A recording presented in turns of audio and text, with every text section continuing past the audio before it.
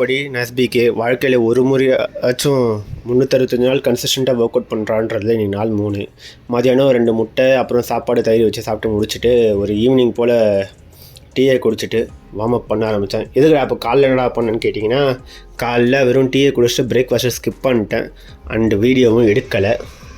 So இப்போது work அவுட்டை evening போல் பண்ணி முடிச்சுட்டு அப்படியே ஆஸ் யூஷுவல் 25 புல்லப்பு, 50 புஷ்அப்ஸ், 50 ஸ்குவாட்ஸு.